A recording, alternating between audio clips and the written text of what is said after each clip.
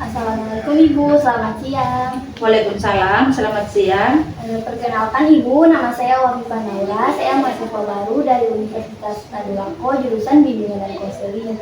Saya di sini akan menanyakan Ibu beberapa pertanyaan dari tugas wawancara saya. Sebelumnya Ibu boleh perkenalkan diri terlebih dahulu? Jadi, nama saya Ibu Ratna SPD. Saya adalah salah satu guru yang mengajar di SMK Negeri 1 Pasangkayu. Umur saya 40 tahun. Apakah Ibu sudah siap saya wawancarai? Ya, siap. Pertanyaan yang pertama, menurut Ibu, mengapa pendidikan sepanjang hayat itu sangat penting bagi individu maupun masyarakat? Jadi, pendidikan sepanjang hayat itu sangat penting karena pembelajaran yang berlangsung secara terus-menerus sepanjang kehidupan manusia. Pentingnya bagi individu meningkatkan keterampilan karir, memberikan rasa pencapaian, motivasi, dan membuka peluang untuk berinteraksi dengan orang-orang yang memiliki minat yang sama. Kemudian pentingnya bagi masyarakat menciptakan sumber daya manusia yang lebih berkualitas serta mengurangi kesenjangan sosial, memberikan isu-isu lokal maupun nasional serta membantu budaya peradaban yang lebih kuat. Oke Ibu. Pertanyaan yang kedua, apakah Ibu pernah mengikuti kegiatan belajar yang di luar pendidikan formal seperti pelatihan, seminar, ataupun khusus Ya. Jadi untuk yang kegiatan seperti itu sering dan sampai saat ini masih berlanjut. Adapun contoh-contohnya misalnya kegiatan seminar itu dilakukan misalnya kegiatan MGMP. Jadi itu adalah kegiatan-kegiatan guru untuk peningkatan untuk peningkatan yang sesuai dengan profesi kita sebagai guru. Jadi salah satu kegiatan. Kemudian ada seminar, webinar itu diikuti. Juga ada kursus-kursus secara online. Kemudian pelatihan digital itu juga untuk aplikasi pembelajaran. Adapun motivasinya ada beberapa. Untuk motivasi ini yang pertama meningkatkan kompetensi untuk mengajar lebih efektif. Itu kemudian adaptasi untuk mengikuti perkembangan kurikulum dan metode pembelajaran yang terbaru. Kemudian sertifikasi itu untuk mendapatkan pengakuan kompetensi tambahan. Kemudian yang berikutnya meningkatkan kepercayaan diri dan pengetahuan secara keseluruhan. Oke Ibu. Pertanyaan selanjutnya, bagaimana pendidikan non formal atau informal memberikan manfaat dalam kehidupan Ibu? Ya. Jadi baik pendidikan non formal maupun informal memberikan manfaat yang signifikan. Pendidikan non formal itu misalnya dalam karir itu memberikan manfaat ya personal. Yang pertama meningkatkan kemampuan mengajar dengan metode-metode yang inovatif, menguasai teknologi pembelajaran yang mempermudah pekerjaan, kemudian memperluas network dan sesama pendidik karena kan kegiatan MGMP ya, jadi ada beberapa kita dari sekolah yang berbeda itu melakukan kegiatan, kemudian meningkatkan kredibilitas. Adapun dalam kehidupan non formal meningkatkan keterampilan dan karir dan juga meningkatkan penghasilan. Selanjutnya, bagaimana pendidikan sepanjang hayat dapat diterapkan dalam kehidupan sehari-hari? Pendidikan sepanjang hayat dapat diterapkan dalam kehidupan sehari-hari. Jadi pendidikan sepanjang hayat dapat diterapkan dengan cara sederhana namun konsisten. Ya, misalnya kita melakukan membaca rutin, membaca buku, artikel minimal ya setiap 30 menit lah setiap harinya. Intinya kita luangkan waktu untuk membaca. Kemudian memanfaatkan teknologi. Jadi kalau saat ini kita sebagai guru itu ketinggalan kalau tidak mampu mengikuti perkembangan teknologi. Apalagi kalau kita masuk di kelas, tentu saja siswa-siswa itu akan bosan kalau guru hanya menjelaskan tanpa kita menggunakan memadukan dengan penggunaan teknologi itu. Kemudian belajar dari pengalaman, ya, refleksi setiap akhir tentang pembelajaran yang sudah didapat, kemudian belajar dari kesalahan, kemudian mencoba hal-hal baru secara berkala. Kemudian yang berikutnya secara kolaborasi itu bergabung dengan komunitas profesi, kemudian menghadiri seminar diskusi dan berbagi pengetahuan dengan orang lain. Ada juga misalnya melalui praktik langsung dalam pekerjaan, kemudian ada proyek dan mengajarkan orang lain. Apa tantangan terbesar dalam mewujudkan pendidikan sepanjang hayat di masyarakat saat ini?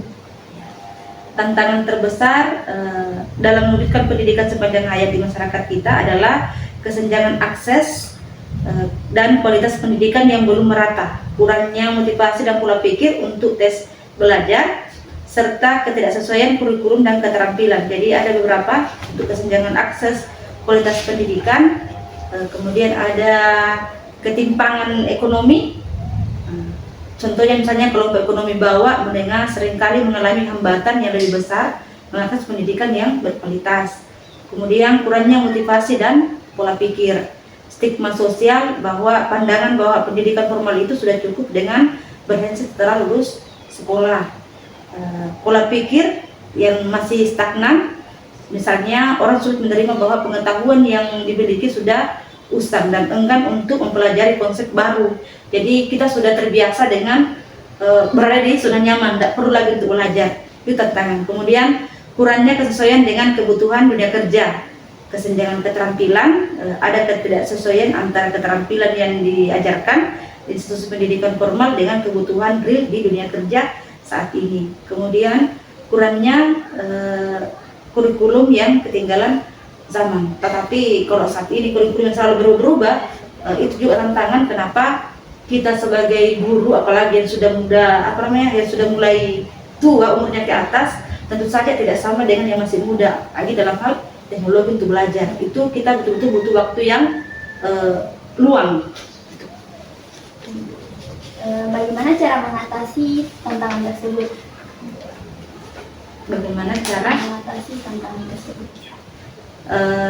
Adapun untuk cara mengatasi tantangan, yakni satu, mindset, kemudian keterbatasan akses, kemudian yang motivasi rendah, jadi kita harus lebih banyak untuk belajar. Kemudian apalagi ya, keterlibatan juga budaya belajar, membangun budaya yang mendorong pembelajaran seumur hidup di lingkungan rumah tangga maupun masyarakat. Apa harapan Ibu terkait perkembangan pendidikan sepanjang hayat di Indonesia? Harapan terkait pendidikan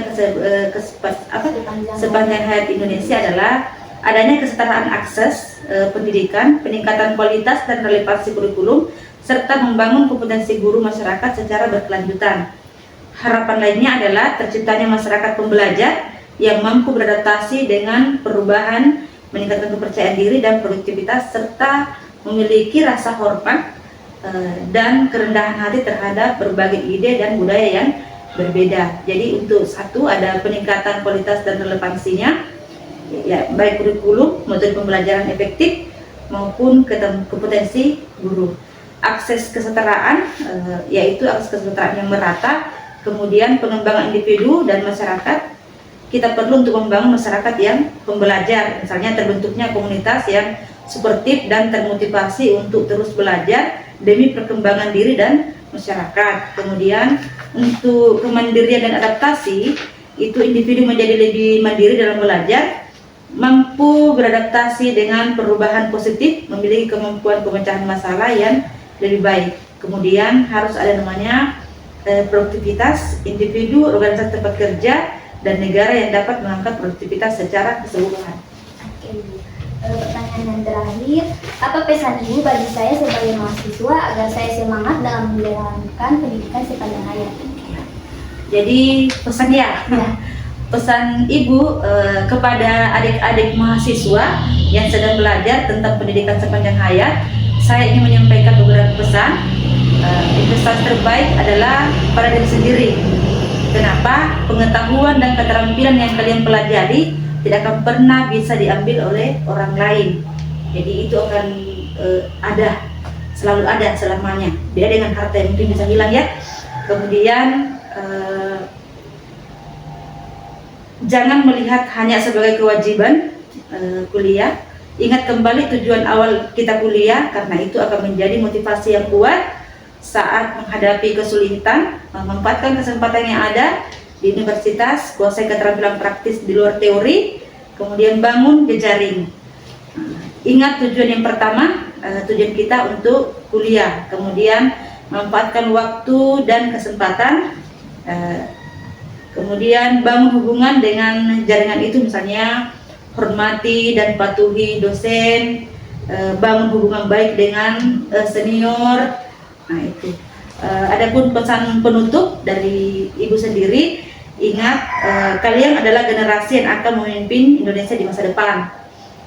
Tantangan dan tentunya akan lebih banyak kalian hadapi, jauh lebih kompleks dari yang kita hadapi. Belajar itu seperti mendayung melawan arus.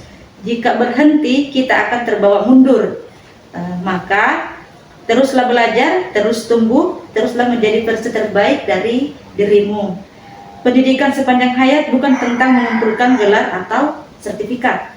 Ini tentang pengembangan pikiran yang terbuka, hati yang bijaksana, kemudian jiwa yang terus bertumbuh.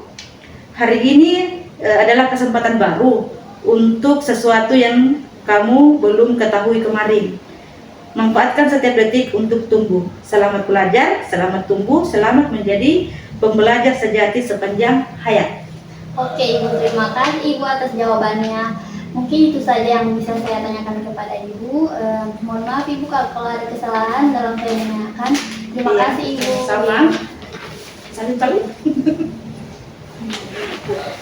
Jadi kesimpulan yang bisa saya ambil dari tugas wawancara saya yaitu pendidikan sepanjang hayat itu sangat penting bagi individu maupun masyarakat, karena proses pembelajarannya itu terjadi secara langsung dan terus-menerus dan berada di tengah-tengah masyarakat, dan cara pengaplikasiannya itu cukup mudah dan sederhana, tetapi harus konsisten, seperti membaca buku atau memanfaatkan teknologi, belajar bersama, belajar dari pengalaman, atau praktik langsung.